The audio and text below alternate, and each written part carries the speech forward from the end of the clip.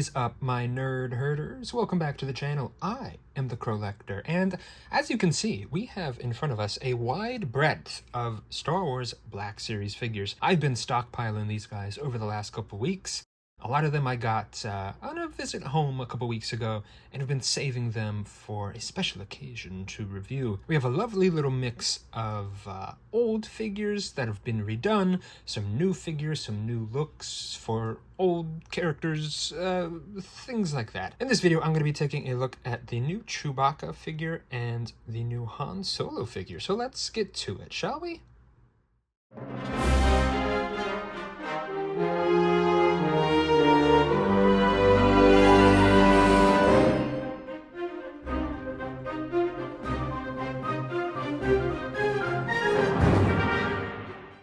Here we have everybody's two favorite scruffy scoundrels, and we certainly have gotten a fair amount of Hans and Chewies throughout the years.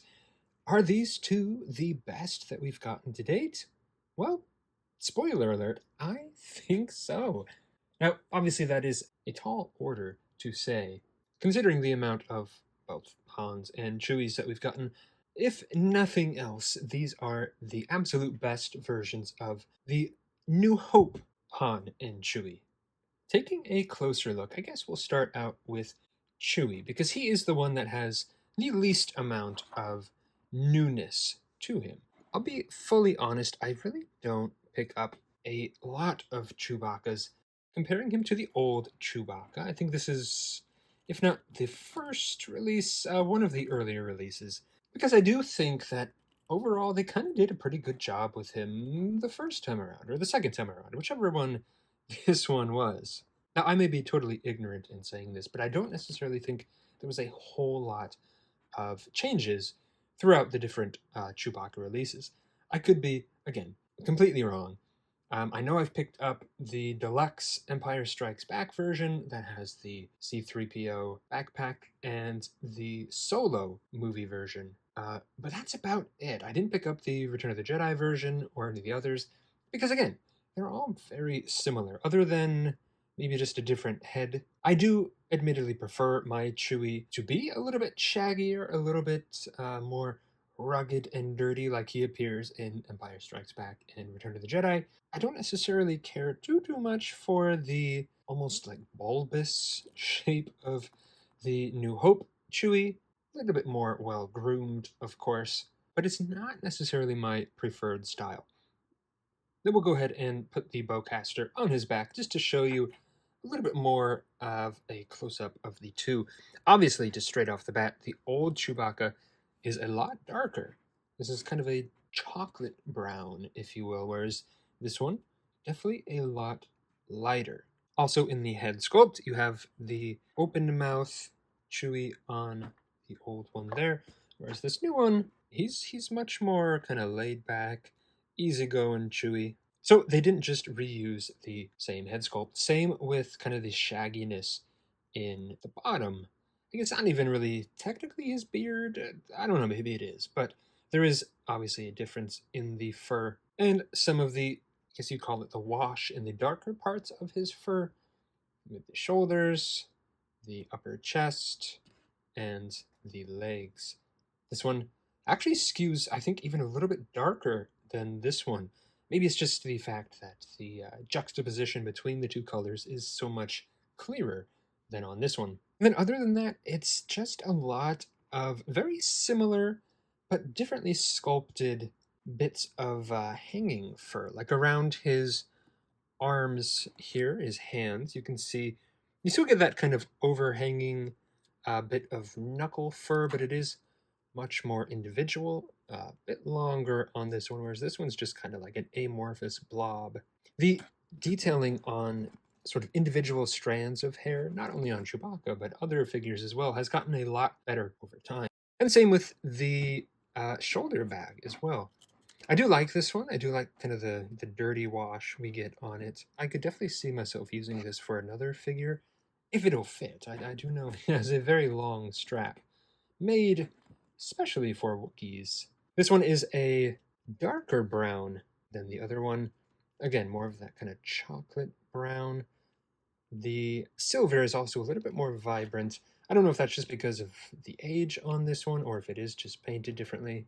I will be fully honest, I don't have the full bowcast for this original Chewie. One of the things that all the Chewie figures, at least for me, are kind of notorious for is the bowcaster not pegging together fully. On this one, I will be fully honest, I went ahead and just glued in this part here.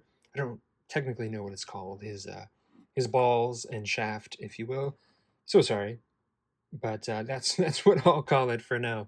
I went ahead and glued that in just so it wouldn't keep popping out, because even on this one, it was popping out. It just kind of pegged in there. And speaking of the bowcaster, this one is a very nice representation. Again, I don't have the old ones to compare, but I remember them being a little bit longer. I think this one might be a little bit thicker, a little bulkier. I could be completely wrong, but luckily he holds it just fine in this release as well. I do think the slightly better range of motion, especially in the elbows, does help with that as well. He looks pretty good holding it. He can hold it with two hands, which is a major plus. Or you can have him be a little more casual, a little more fabulous, just hanging, keeping it up with one hand. That typical Wookiee sass that we all know and love. You can have him kind of holding it at the ready. And in a lot of the action positions, the soft plastic strap does hang nicely so that it looks pretty natural. I don't really like it when you have like a fixed plastic strap that's kind of meant to simulate it hanging over the shoulders when it's not, and then it just doesn't look natural. But because he is such a tall guy, it kind of gives you that impression of gravity pushing it down. So that's very, very nice. Now, obviously, being a taller, kind of bulkier figure, just like with a lot of the armored figures, again, you're not going to get much kind of natural holding above his chest. If you wanted him to kind of look down the barrel, it's not really something he can do. He definitely looks a lot more natural holding its stomach, kind of waist level, which I think is what he does a lot in the films anyway. It is a ranged weapon, but not really like a sniper rifle, so he looks pretty darn good. And the articulation is basically the same from these two figures. The only real noticeable difference right off the bat is the lack of the little second joint here, and then the lack of a thigh cut at the top. Not the biggest deal. I mean, this one, it was nice to get that kind of double articulation in the waist, but not really the biggest deal. It was more of a side-to-side thing than a crunch anyway. And same with the thigh swivel. Not the end of the world. This one does utilize the new joints. Obviously, they are pinless, and I don't know if technically this old one was pinless or if it's just kind of the look of the figure, the fur covering it, but it does utilize the new joints, the kind of longer joints. I forget what they're called, but I do really, really like them. But as far as articulation goes, we do have the ball-jointed head. As I think we've all come to expect with Chewie figures, you're only going to get a select range of motion because of the big fur piece. It is soft enough that it will bend out of the way, but even still. Some nice Wookiee motion from the shoulders. And also throw his hands up to celebrate. Nice kind of double hinge on the elbows. And same with the side-to-side motion. Inward, you're going to get a lot. Outward, it's going to catch on his outer fur here. The wrist, something very similar. I do appreciate that they gave us kind of the two separate fur bits here. I think it does help a little bit with the range of motion, just because it's not just one big solid piece. And again, you don't get that extra waist joint, but it was kind of superfluous. Anyway, we didn't really need it. Still no ab crunch, but I don't know how they'll really be able to do that without giving an even softer plastic. This is a pretty soft plastic. It does have some give to it, but not too bad. And then same with the legs. You're going to get some up kick, but because of the fur, not going to get a whole lot. Same with the side-to-side motion. But Chewie was never one that really did a whole lot of running or kicking. I mean, he was more of like a stride guy, if that makes sense. But he does utilize the same kind of barbell crotch. You just don't get quite as much range. And then a nice kind of double knee. The foot kind of has the same problem as a lot of armored characters, where you just kind of run into the big block of plastic up above, so not much forward and backward movement, but side to side kind of makes up for it. So as long as you know what you're doing and you utilize the side to side range of the knee, you should be pretty good. Another really nice addition, I think, is that the bandolier is permanently attached to him. You can get some movements, but it is permanently attached kind of here at the sides. If you really wanted to, I'm sure you could kind of pull it out, but I don't see why you would. I mean, on this one, it was just a free floating piece, and I don't know, without it, he just kind of looks naked, even though he is technically always naked. I don't know if it's because they did have kind of that permanent bandolier line, which is kind of a cool touch, but just kind of makes him look, I don't know, like he's just got a big old slick spot on him. So I am glad that they just fixed it onto him. You don't have to worry about it slipping off. And he looks much more decent, much more clothed. He's ready to go out in public without any Wookiee bits hanging out. Again, while it's not necessarily my preferred look for Chewie, for the New Hope Chewie, the way we were all introduced to him, this is a darn good version. And the same can be said for Han as well. To just kind of right off the bat, something that I noticed is that the colors on this one are a lot more vibrant. The blues of the pants, the white of the shirt, all that good stuff. But of course, first and foremost, any figure is really only as good as their likeness. And I do think this is pretty good for a young Harrison Ford. I don't think it's 100% perfect. I do feel like maybe there's some not stylization going on, but he almost kind of looks like he does in the holiday special. Obviously, nowhere near as exaggerated, but the squintiness, I think, is maybe putting it off a little bit. From certain angles, he does look pretty good, but I don't know if just straight on. There's something that's just a little bit off. Kind of like with the young Luke that we just got, the young Mark Hamill. Seems like a young Harrison Ford is a little bit difficult of a likeness to get. But just to compare him and just to put minds at ease, I mean, it is a lot better than our old version. I tend to forget as well, I don't think this is the very first version, but I do think this is like the first kind of re-release. I don't know if it was the Power of the Force one or what. But either way, this is their slightly updated version. And I mean, it's a night and day difference, you guys. So much better. And this one is so overdue. The new one did not have the Stormtrooper belt. Obviously, not the end of the world. I mean, he really only appears this way on the Death Star anyway. So it's a little scene specific. You could, I guess, if you really wanted to, give this Han this belt, but I'm personally not going to worry about it. We also didn't get any sort of gloved hands like we did on the old one. Bit of a bummer, but just like a nice kind of basic Han. This one more than does the trick. Now, like I said, I do think the colors are much better on this new one. Obviously the hair, there's a little bit of like a blonde wash to this new Han. The vest on the new one as well looks like it's got like just a tiny bit of blue to it, whereas this one's just a plain black. The shirt, a little bit more almost kind of cream colored, yellow colored, whereas this one is definitely a little more off-white. The belt as well, this one is the accurate black, whereas this one's kind of a dark brown. And then his holster as well. Now both of them, detail-wise, were pretty good. I mean, they did on both of them paint the little silver bits, even the little kind of green bit, but it is much more crisp and clean on the new one versus the old one. Same with the little bit on the side there. I kind of have him holding it, but It's the same, only a little bit thicker on this one, a little bit better on the silver bits, a little less black on that one. The pants as well. This one's definitely more of like a navy blue versus kind of a black blue.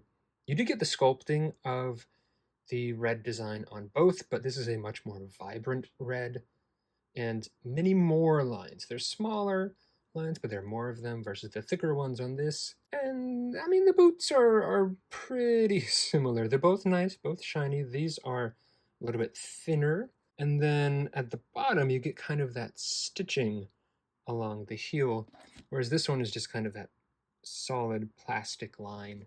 The holster itself, kind of more of a, I hate to keep using it, but chocolate brown. I guess I'm just in a chocolatey kind of mood. Much more lighter brown, whereas this one's kind of got a wash to it, a little dirty brown. And it's got a longer holster for the barrel. That is one thing that is kind of a noticeable difference on these two, is the pistol itself. This one obviously has that silver bit at the end there, which this one does not. It is full black all the way through.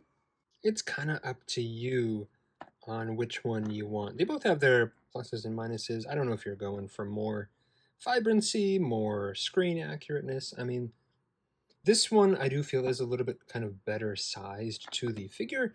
This one skews a little bit big. Not anything super distracting, but it's big. And then of course this one did have the extra holster for the blaster on the back, whereas this one does not. Oh, and the vest as well. In addition to the color, you also get just more detail in the pockets. Again, very similar, but just kind of more streamlined, more smooth, a lot of the more updated technology. Now, even though I did not upgrade my New Hope Han through the years, I did grab some of the other releases. The Empire Strikes Back Han, this one specifically was from that box set before the single release.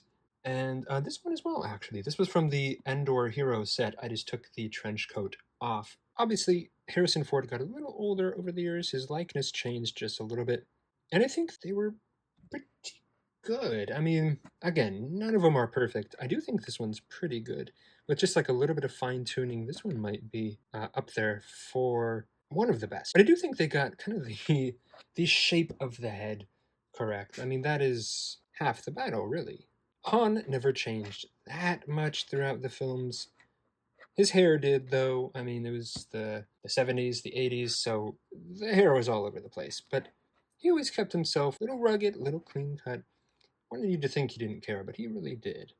But just like with the Luke releases, I do think with every release of Han, they do get just a little bit better.